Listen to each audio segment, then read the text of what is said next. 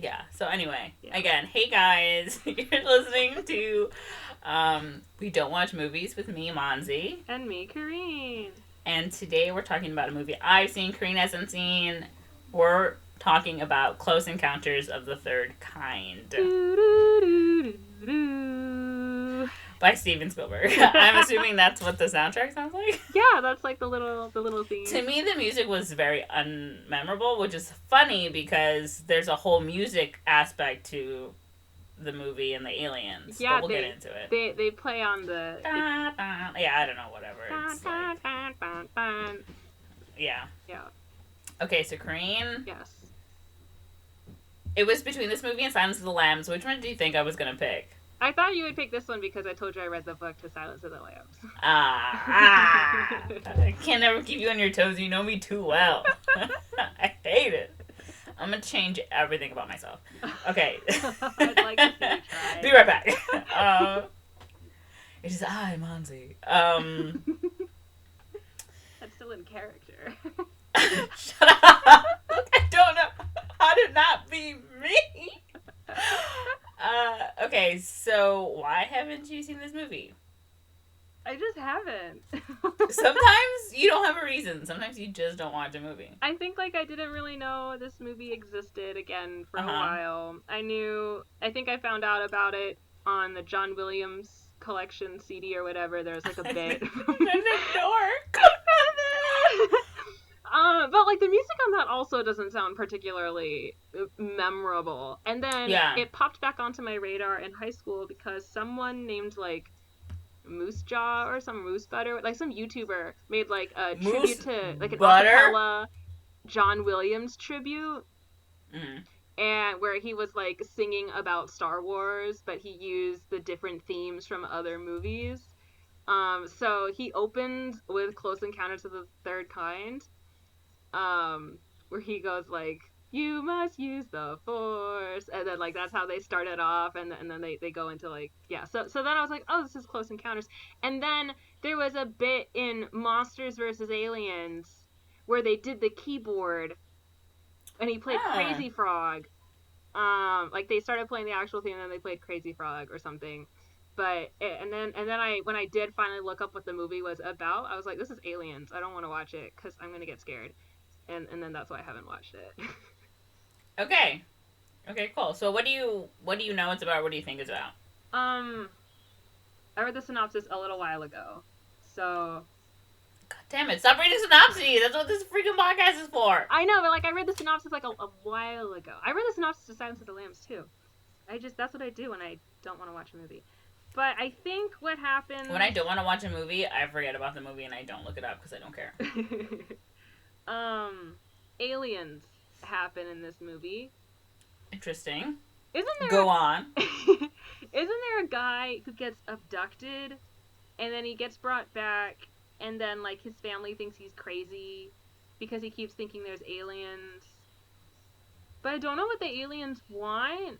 For a while I thought it was just people floating above their beds and then getting abducted. And then that was it, and then it was like shot as like a weird mockumentary I sort of think you're thinking movie. about an entirely different movie because I don't know what you're talking about. Okay, well, I think a guy gets abducted and then he Okay. gets brought back and he's like crazy, or people think he's crazy because he keeps talking about aliens. But then the aliens come back and then the government's trying to figure out what to do about these aliens, and then they ask, this sounds like the plot to Independence Day, and then they like ask him for help, and then there's like a father son relationship in the movie, and then they try to communicate to the aliens using the keyboard with a ba ba ba ba bum. Um, and and then the aliens are abducting people, and then they get onto the ship, and then something happens. Is there like a computer or something? I don't know. Anyways, the original guy who got abducted, sacrifices himself in the end, and then like everyone survives and the aliens leave. That's what I think happens. Okay. Okay.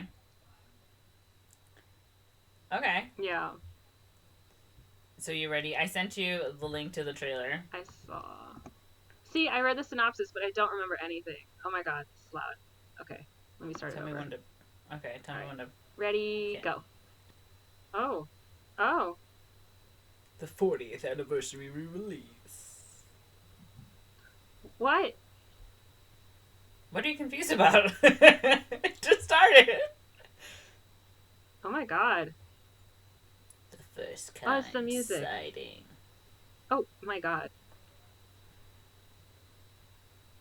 What? I agree. This is not second kind evidence. Oh. What? He's sunburned? Contact. Oh, those are what the three kinds mean. Oh. I'm Richard Dreyfuss. I'm charming. Oh. Oh my god. Oh, it's that. I always call it Devil's Peak, but I don't think that's what it's called.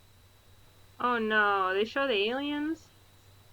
Oh no, they show the It's ruined. I don't want to see those little aliens. Well, this is like the remastered trailer.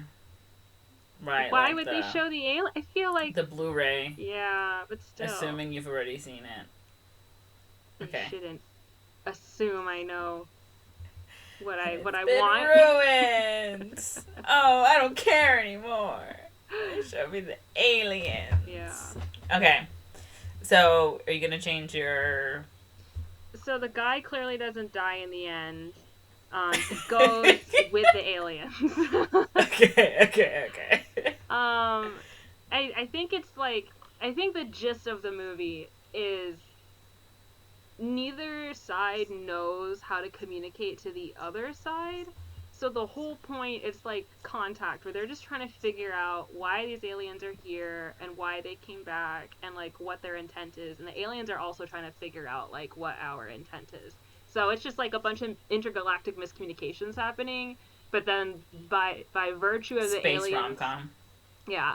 By virtue of the aliens just having technology that's like above ours or different from ours, it results in like some damage to like the area, so people think they're like malicious, but they're actually not.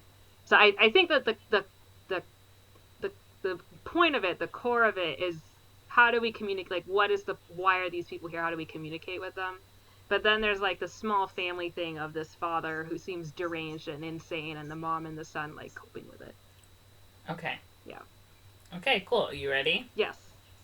Okay, so this is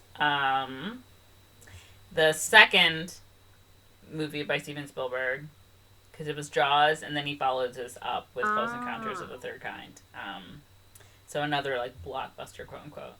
And this also again has Richard Dreyfuss, who was in Jaws. That's why he looks familiar. That's why he looks familiar. Okay, so this movie opens in the Sonoran Desert in Mexico.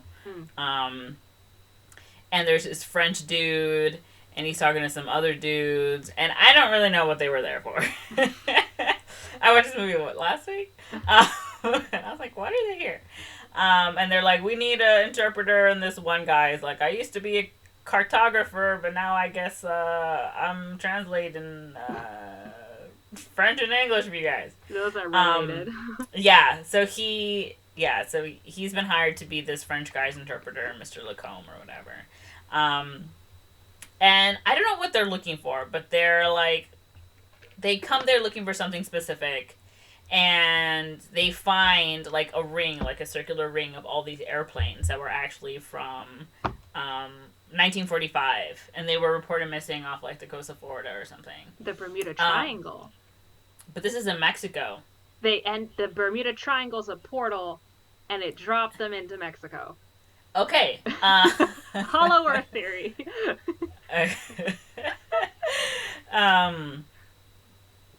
Yeah, so they're like, oh, what are all these planes doing here? And they're like, oh, this is from the Flight 19, a group of U.S. planes or whatever that went missing in 1945. And one of the guys goes up into the plane, and it's like perfect, like perfectly intact, like everything about it. It's not old, it's not rusted, it's not, and they open it up, and like he pulls out like the picture of like the girlfriend of one of the dudes, and it's not like gross or anything. It's like a perfect picture. And they start the engine of the plane, and all the planes start perfectly. Like there's like, like they just left the planes there like yesterday, so they're perfect. And they're like, well, who called this in? So they go to like this old guy, and he's like got like a sunburnt face or whatever, and he's all like, and he was talking about how the sun came out or something, and talked to him, and they're like, what does that even mean? Then cut to, we're not in Mexico no more. They're like in an air traffic control tower or something, and there's just a bunch of like, you don't see who it is. You're just sticking there in the tower. And they phone it in. They're like, we see something kind of weird. Oh, we don't know what it is. And they're like, well, what do you see? What do you think? And they're like, what do you think it is? And they're like, I don't know what it is. And then they're like, do you want to report UFO? And I guess something weird happens. And they're like, no, we don't want to report a UFO. They're like, are you sure? Yeah, we don't want to report a UFO. So they definitely saw a UFO. And then we go to Muncie, Indiana. And there is like a power outage in the whole like area. And we're like in this room of like this little kid. He's like a toddler, like 3-4 years old, and his toys start to like play and make music, and I don't know why he has so many musical toys. But he's got like a little monkey clapping a thing, and he's got little robots going like all these stuff, and he like wakes up and he sees all this, and he like follows a toy or something.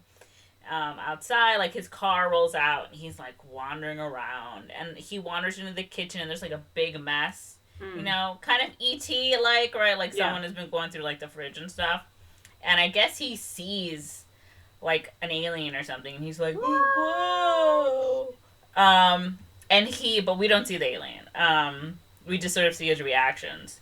And then he like wanders outside, and he's like running around like, oh, I'm having such a good time. And this mom is a hot mess, and I hate this woman. She is like asleep in her bed. The TV's on. She wakes up. She's like hearing all these toys. She's like, what's going on? Let me check on my kid. And the kid isn't in bed. And she's like, where is he? And she hears him outside. So she just pops her head out the window. And she's like, Barry, come back. Barry. And the kid is running off. He's like 3 years old. And she's just screaming out the window, Barry, Barry, Barry, Barry.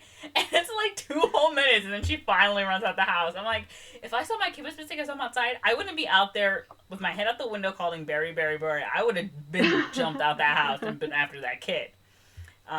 So he wanders off into like the forest, because they're like in the middle of nowhere, really. And she goes chasing after him. And then Roy, Richard Dreyfuss, he works, I guess, for like the power company or something. And he gets a call to come in. And they're like, oh, hey, we've got this issue. Does anyone know how to do this thing? And he's like, oh, I know how to do this thing. And they're like, all right, get out there. Do you know how to get there? He's like, yeah, of course. Anyway, so he goes out there. And he's over there on like a railroad crossing. And he's trying to read this map, and he can't read this map for his life. But he's also like driving the car with the map, and he's not even looking at the wind. And I'm just like, you're going to die. You're going to kill someone. You're going to crash. Anyway. People just did that back then. I know. Are you like what? So he is like sitting, like trying to read this map at like this railroad crossing, and this car comes up behind him, and it's like beep beep beep. He's like, just go around, whatever. And so then he's there, and then you see something come down from like the sky, and it goes behind him, and it's got the big lights. And he's like, just go around, or whatever. So that whatever the thing is disappears. And he doesn't even notice, because he's all up in this map. And then like all these like things start shaking, right? Like the mailboxes start shaking, and like the railroad crossing sign starts shaking back and forth, and like his car is shaking, and like the stuff is all like all these weird lights or whatever, and like a strange like craft, I guess, appears overhead, and it flashes his bright lights and stuff, and like his car is kind of rising up, and he's kind of rising up, and he has no idea what's going on. And it like disappears, and everything stops, and he's like, that's weird. And anyway, he's still kind of freaking out about it, right? But there's like this big, I guess, ledge where all these people are like, oh, there's an alien, we're out here waiting for an alien. And the little kid comes, and he's like, hi, and this old guy like winks at him, and I'm like, all right, first of all, that that No. old man should not be winking at a 3-year-old. I don't care if this was a different time. That is weird and strange and wrong. Um, but like this little kid is just in the middle of the road, and of course Roy is still like with his map, can't even look at the road, so he almost runs this little kid over with his car. Oh my god. Until he like dodged up the way in time, and the mom somehow finally makes her way and she saves her baby from getting hit by Roy. And then he's like jumps out the car. He's like, "Oh no, are you okay? I'm so sorry, this kid." And she's like, "I know, my kid. I don't know what's going on." Anyway, she's so dumb. And then I guess they're like, "Oh, I guess we're buds now or whatever." And they're like sort of just hanging out. And then like again, this like saucer comes like whoosh, and then like another one comes, and then another one comes, and they're like, "What is going on?" Mm-hmm. And then like these police cars are chasing after them, the UFOs. And of course, the spaceship or whatever flies off like the cliff, and a police car like drives off the cliff after him. But yeah, but they like drive. It's like a car chase because it's like all the way from Indiana. They get to Ohio, and they cross like the toll bridge or whatever. And yeah, and then the UFOs fly off into the sky like some big clouds, and all the city regains its power or whatever. Mm-hmm. And then Roy comes home totally freaked out, and he's like telling his wife everything, like, "Oh my god, you won't believe what I saw. We gotta go. We gotta go get out of here," or whatever. So he like gathers up his whole family. And he, like, puts him in the car. It's, like, 5 o'clock in the morning or something. And he's all, like, sunburned. Like, half of his face is sunburned. Yeah. Because of the bright lights of the whatever. And he, like, is trying to take where they, like, where he saw the thing in the first place, right? But, of course, they don't see anything. And they're like, okay, whatever. But now there's, like, a bunch of people there that are just, like, UFO enthusiasts or whatever. Mm-hmm. So anyway, later he's still like freaking out about the spacecraft, and he goes up there again alone, and he meets up with the mom, Jillian, and the kid. Mm-hmm. And this lady just lets this kid run around doing whatever he wants, playing with all the other kids. Like, you literally were super scared that your kid almost ran away and died and was killed. For sure, let's continue to not take care of him. Mm-hmm. And they're just like, "Oh yeah, that's so strange how we like totally saw that spaceship together, and I almost killed your son, and now we're here up on this mountainside." And like, hey, there was a weird melody or something, right, in their head or whatever. And anyway, they think, and they think they see the spaceship again, and everyone's like, "It's the spaceship," but it just turns out to be a helicopter, and they're all like, "Get out of here!" So everyone like disperses. But Roy is basically getting obsessed with some weird image in his head. And he's like, "What is this thing?" And he's like looking at pillows. He's like, "No, that's not the right shape." And they're like the middle of dinner. And he has mashed potatoes, and he's like, he's just serving himself like 5, 6, 7, 8, 10 spoonfuls of mashed potatoes. His whole plate is mashed potatoes, and he's getting a fork, and he's trying to like make this shape. And his wife is like, "What are you doing? Like, what are you like?" And he got fired from his job, so of course he's just like a layabout now, making weird mashed potato sculptures. And his kids are like, "You're being super weird. You know that, right?" But he's also doing it with like putty or shaving cream and stuff. Like, he's just obsessed with this image or whatever. Mm-hmm. And I guess the French guy in the very beginning of the movie, mm-hmm. And his cartography translator have gone to like India, because these people in India have been chanting a strange 5-note sequence that they claim came from the sky, so they're trying to like figure out what's going on, and they start to get information about this musical notation sequence or whatever. Mm-hmm. And then they're like, "Oh, it seems to be coming from, alien space life or whatever. It's coming from Earth," and they're like giving these presentations about it. And I guess I don't know how they figure out where this thing is going to be, but they're like, this thing is going to be, this is where it's going to show up. Oh, the guy, the cartography guy is like, oh, I used to be a cartographer. These note sequence to the things or whatever you're talking about is a location, and this is the location in like Wyoming or whatever. Yeah, it's so they're like, the Devil's Peak, the big thing. yeah, In yeah, the yeah, yeah. background. And so it's like, well, there's like a whole like town and city there. What are we gonna do? You know? And they're like, well, we'll just lie to them to get them all out. We'll say there's a toxic spill. And it's funny because they had started saying like, oh, what if we say that there's like a virus or something? And they're like, no, nobody will leave if there's a virus. We have to tell them it's like a toxic spill, that the area is super dangerous. And I was like, this is too real. Anyway.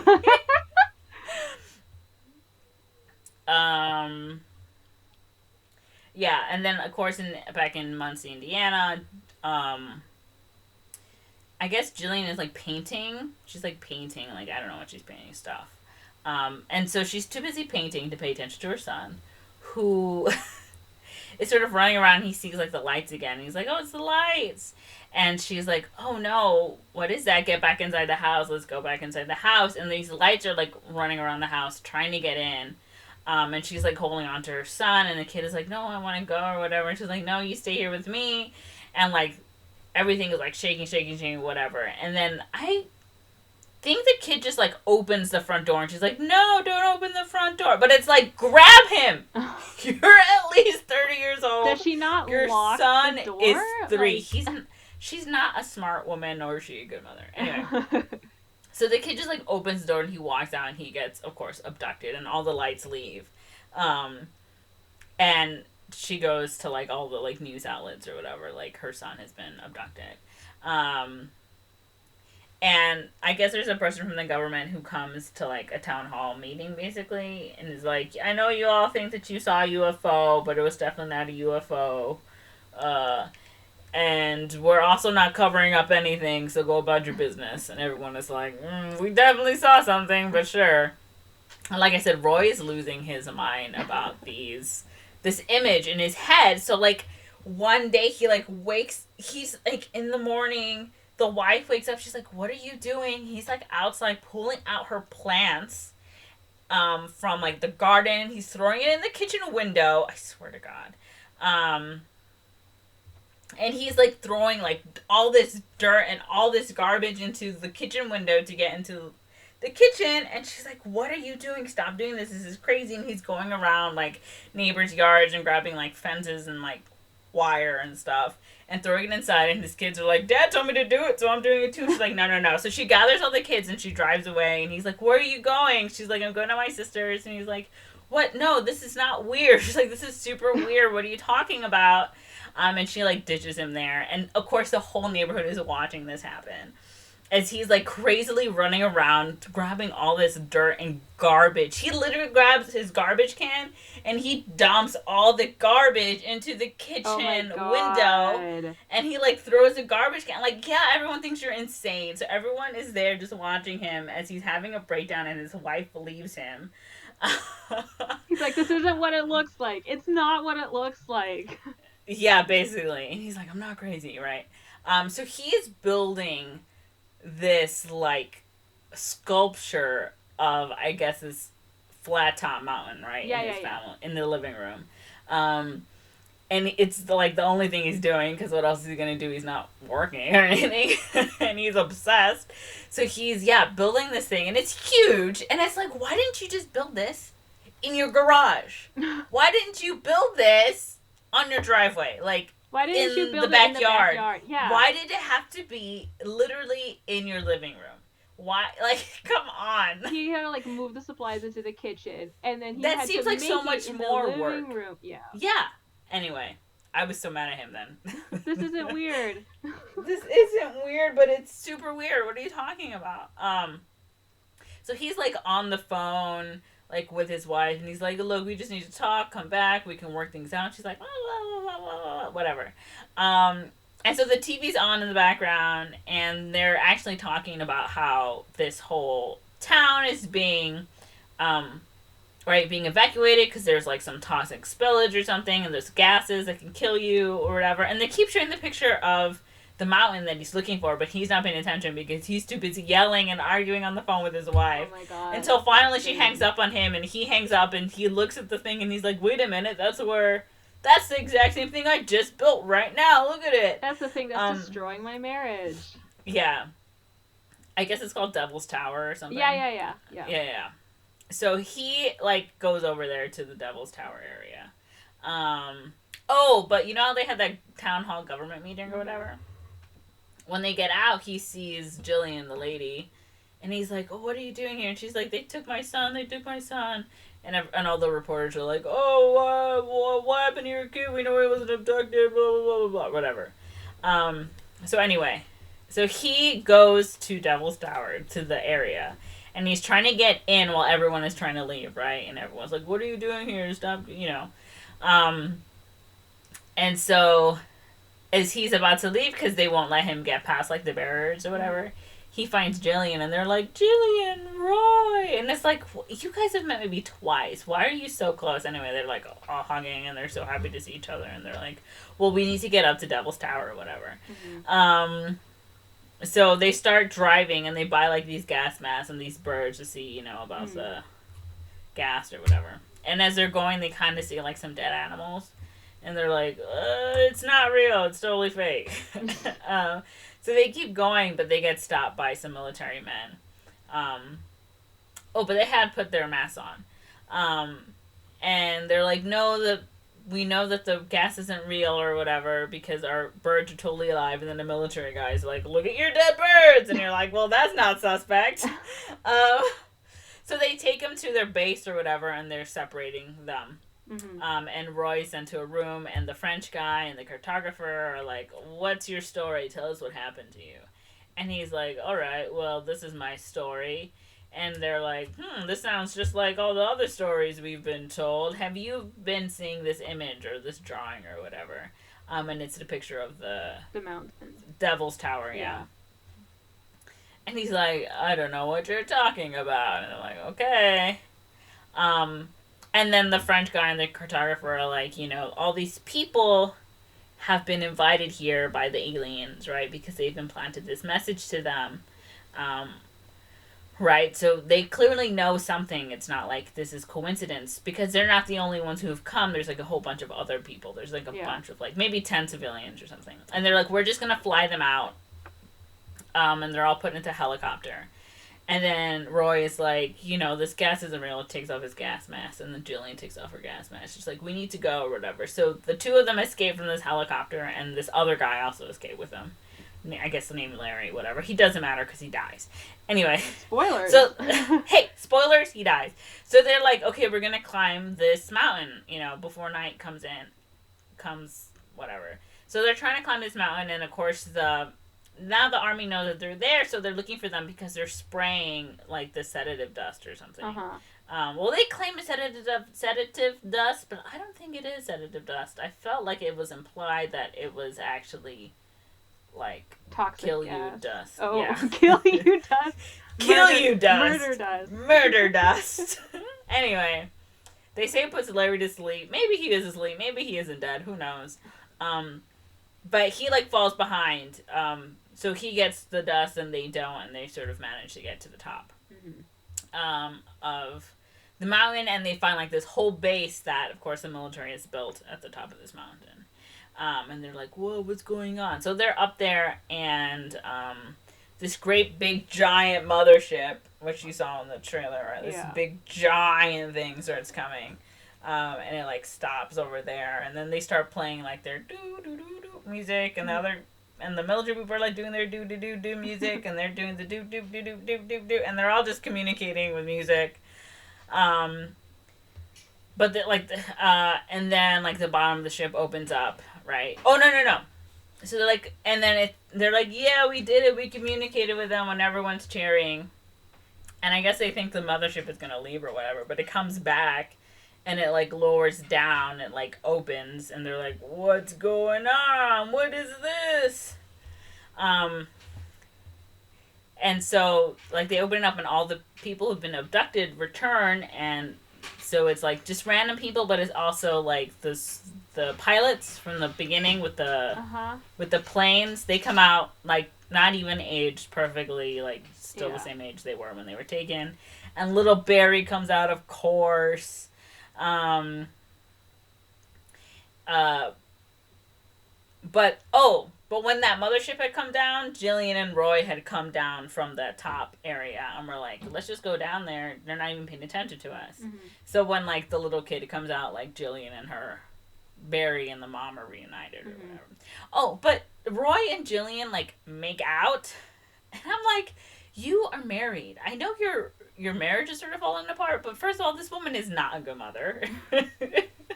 Secondly, you've met her like 3 times in her life. He's literally like, my wife left me, so that makes it okay, right? Like, no. Yeah. Anyway. Um, and so they're like, oh, these people return, right? We need to debrief them or whatever. But then the ship opens up, and there's like this really weird, creepy, like spider-looking kind of alien, and I was like, what is this? And then all of a sudden, we're just like this little baby aliens that you saw on the thing, and you're like, oh, whatever. And then the French guy sees Roy, and he's like, oh, do you want to be one of the people that we have chosen to leave with the aliens? What? Because they had also been training these elite, like, group to go with the aliens. Why? Which is something you've been seeing. I don't know. So then Roy is like, yeah, okay, I'll go with you. I'll go with them. And I'm like, you are married. You have, like, 4 children. Like, you've literally given everything up for these aliens? Okay, whatever. So, yeah, they, like, come, like, they're, like, all lined up. And then all the little baby aliens are like, Roy! And they're all touching him. They're like, this is the guy we want. Yeah. And then, and he just goes away with them. And they just say goodbye. And then that's it. And the ship goes off into space. But why? I don't know. How did they know that the aliens would let them take a human? That was what I was confused about. I was like, why? Because they had, like, throughout the movie, they would show, like, these guys, like, in these hot red suits or whatever. And I'm like, who are these people supposed to be? Are they getting them to fight the aliens? Like, I didn't know what was going on. But no, I guess it turns out that they were like, oh, these are the people we've chosen to go to space with these aliens.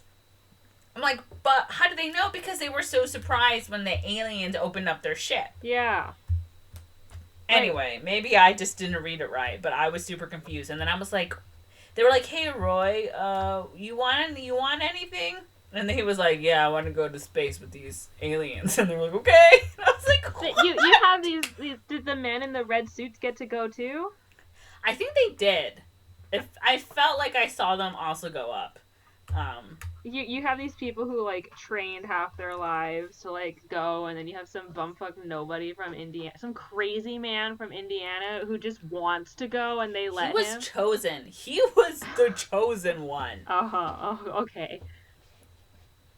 So yeah, that's Close Encounters of the Third Kind. What a weird movie. Yeah, I was expecting it, actually. I expected it to be scary. It wasn't scary. Yeah. What was the scene where the woman's hand was like looked like under the chimney or something? That was when the UFOs, the aliens were trying to get Barry, when they're trying to get the kid, when they were surrounded in the house. Yeah. Yeah, so they're in there and, like, they're basically being terrorized by these UFOs. Mm. And they're, like, trying to get in through the chimney, and she's, like, trying to not... trying to push him out or whatever. I see. What was the point of them abducting him? Why do they abduct anybody?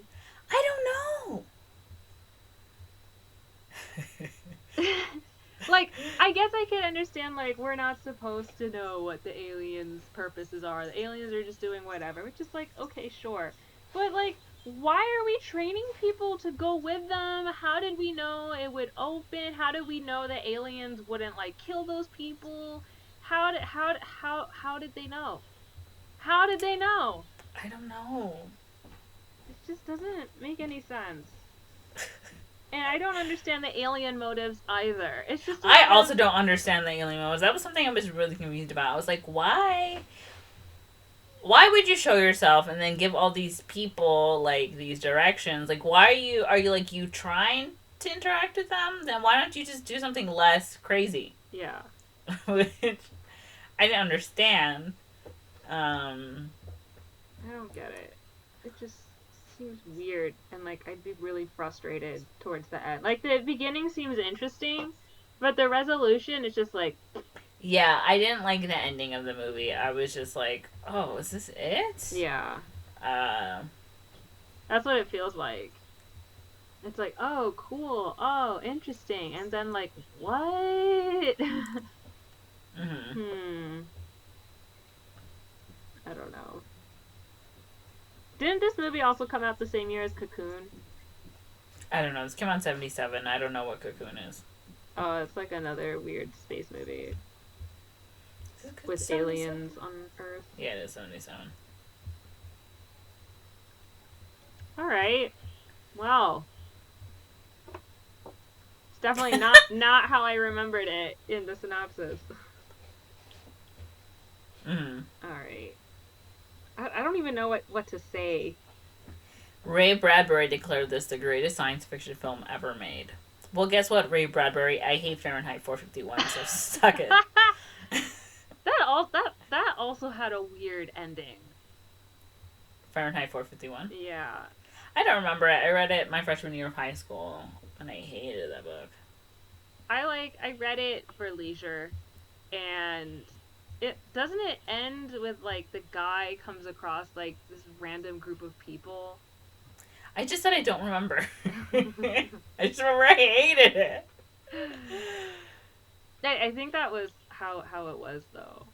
It was just like Mm-hmm. it's just weird. So many of these like high concept science fiction short story esque sort of things. They have such an interesting concept that gets you reading the story, and then they don't know how to end it, and then you end it, and you're like, what? Mm-hmm. So yeah, that's my biggest gripe with a lot of these stories. People don't know how to end it. So, what rating would you give it? I was a 3 out of 5. It's I enjoyed it when I was watching the movie. I thought there were a lot of dumb choices made, just like by characters, like character choices. Yeah. And like I said, it wasn't the movie I thought it was. The movie I thought it was gonna be was that, like it was like a small town and this family was being like terrorized by aliens. That's what I thought it was gonna be about. Mm-hmm. So, because I had only really ever seen like clips of like the farmhouse, I guess, that the little kid was in, you know? Mm-hmm. And like lights, pictures of lights. So I just assumed it was like, oh, this poor family's gonna get terrorized by these aliens, and no one's gonna believe them, and it's gonna be, and it wasn't. I was like, oh, okay, but it was good. I just thought there was some dumb things. I felt like there was actually a lot of product placement in the movie. There was like a lot of like Coke ads and like Budweiser, and I was like, this is really like I'm noticing this too much. Like I don't usually notice this stuff. Ooh. But I think because it was also like a lot of long quiet takes, Mm-hmm. that it was a lot like I would just be looking at things and they'd be like, Gotcha. oh, I noticed that and I noticed that and I noticed that. Because yeah, they don't talk much in this movies, which is also a bit like, okay, wait, what's going on? Because I felt like sometimes I wasn't paying attention and then I come back and I'm like, oh, okay, maybe I just missed something, or maybe someone said something and I just missed it. So yeah. But no, yeah, it was good. It's not the best Spielberg movie. Yeah. But it was good. It was a fun time. Interesting. So, fun fact, I've been to that Devil's Tower area. Of course you have. Mm-hmm. When we visited Yellowstone. And there was a folk story, Native American myth or whatever around it that I always like think of whenever I see it. I'm on the wiki right now, but basically what happened in the story was that a group of girls like went out to play, and then these like giant bears like saw them and chased them, and then the girls climbed on top of this rock and like prayed to the Great Spirit to save them, and then the Great Spirit like made the rock grow taller and taller towards the heavens so that the bears couldn't get them. So then the big like ridges in the rock is supposed to be like the bear like clawing at the rock to try to get to the top. Mm-hmm. So, and then when they reached the sky, the girls were turned into the stars of the Pleiades. So that's kind of like one of the stories around there. And there's like a lot of different like variations of it. Like that one is for the Kiowa and Lakota. There's like a Sioux, there's a Cheyenne, but a lot of them are around like a bear is the one that like a giant bear is the one that made these claw marks. Mm-hmm. So that's what I think of every time I see that location. Fun fact about the Devil's I'm Tower. I'm looking at Spielberg's filmography, Mm-hmm. and a lot of these movies I don't think I realized he had directed. Like what? Let's see.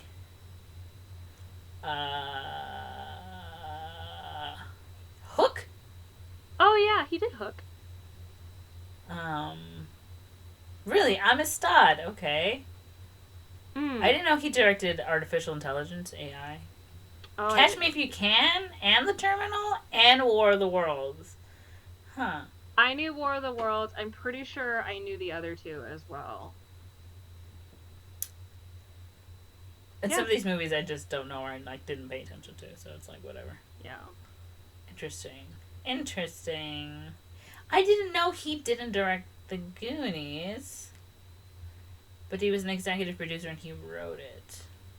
Ah. Interesting. Interesting. I only know a lot of what Steven Spielberg directs because I know a lot of what John Williams has composed for. Most. So He's worked a lot with Robert Zemeckis. I don't think I ever realized that. yeah, him and yeah, those two have Well, I done. know it's him, Zemeckis, and Lucas were like closest out of like those 70s Yeah, directors yeah. because they were like the weirdos. Zemeckis often worked with Silvestri, but then Lucas also worked with Williams.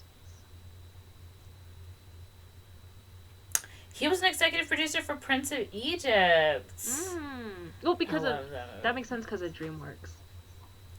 Oh, okay. Yeah. He worked with DreamWorks. I Shrek. think I Ugh. think he I think he was involved with the DreamWorks film Mm-hmm. department. Like if you look at some of his more recent ones, a lot of it is DreamWorks co-pros on like the mid 2000s. Like Amistad was with DreamWorks Pictures. Yeah, it was founded by Steven Spielberg, Jeffrey Katzenberg, and David Geffen. Huh. So it makes sense. Oh yeah, he's doing West Side Story. Yeah, that's his next project. I think I told you about that. Yeah, we talked about it. Mm-hmm. I forgot he was doing that. He doesn't really do musicals. No, I wonder if he's keeping it a musical. it is. It is interesting. I know that. I just forgot her name. The only important person in the movie. Rita Moreno is. I know she's doing choreography. She's cast in it as Valentina. Yeah, it says here she's appearing in a supporting role. So. So they're still keeping it interesting. They're not revamping any of it. It's the same Nope, story. still 1950s New York City. Well, that's West Side Story. Otherwise, it's just another version of Romeo and Juliet, I guess. Ooh, Brian Darcy James is in it. Isn't he Wait, hold on. the Hannibal guy? No, No, someone else. No, Hannibal guy. You thinking of Hugh Dancy? Yeah. Yeah. I thought it was that other Ansel guy. Elgort. Ugh. Yeah. Ugh. Yep. Yeah. Who is Rachel Zegler? Hackensack, New Jersey. From Jersey. I'm from Jersey. Well, she's done some musicals, so hopefully she can sing. Zegler's YouTube channel. Yeah. Who is she? Oh, she's cute. Yeah, I know she's Hispanic. I don't know if she's actually Puerto Rican. Puerto Rican. Mm-hmm. Uh, but she's from Jersey. I don't Yeah. know. She might be. Hackensack, Jersey. I A don't lot know of if Puerto that's like Ricans a. in New York, anyway. I was about to say I don't know if that's like a New York, New Jersey, or something else. We don't know enough. We don't know. Maddie Ziegler. Okay. Are you just going on like a? At least the names of the people playing the sharks sound Hispanic. At a Yeah. glance, they seem Hispanic. Yeah, except for Ziegler. That's why it's like. Yeah, I mean, I hope she you're not could getting be audio like, if maybe she's half or something. yeah, interesting. Which is how they do leads nowadays because you can't have a full. Oh yeah, it's with the Asians too. A lot of half Asians. Which on Mm-hmm. one hand is like, yay, because even like half Asian representation is difficult to come by. But on the other hand, it's like, So, Yeah. yeah. Because, like, is it Jasmine Mhm. in the Aladdin? Mhm. I think she's like half, Mm. maybe even a quarter, like, Really? um, Pakistani or something. I don't remember. And She I was looks like, okay. full, but I believe that. I don't. To me, I thought she was white, so.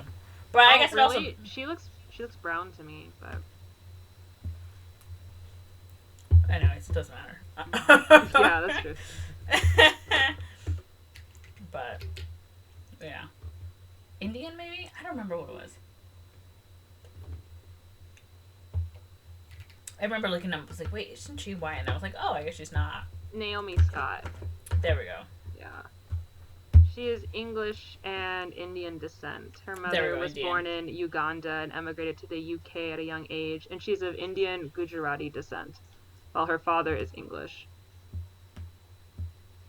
Yep. Yeah. Indian. Yeah, see, I knew it wasn't like. I guess like ethnically ambiguous, she would fit that. Mm-hmm. So. Some people think I look ethnically ambiguous. I'm like, I've never seen a more Mexican looking woman in my life, but sure, go off. I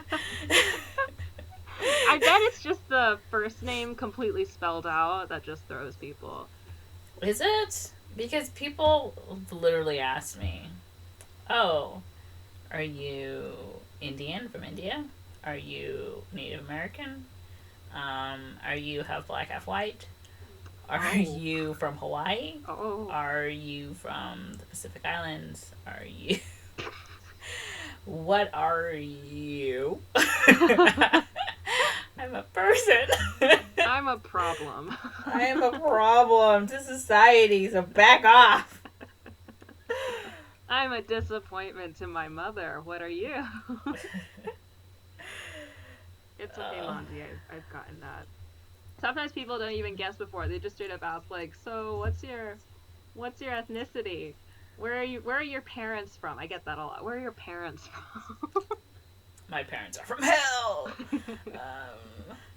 I am a demon. Yeah. Okay, so that was. I didn't give my rating. Oh, do your rating. Yeah, I'll give it. We went on this whole tangent. Just all we do is go on tangents. I know.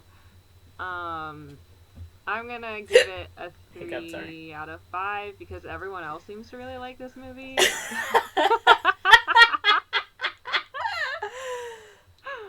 It's been deemed culturally significant for some reason, even though the story doesn't make any real sense to me. But maybe it's not supposed to. Maybe the whole point is like, maybe it will be just as confusing if we actually met a bunch of aliens and we just don't really know.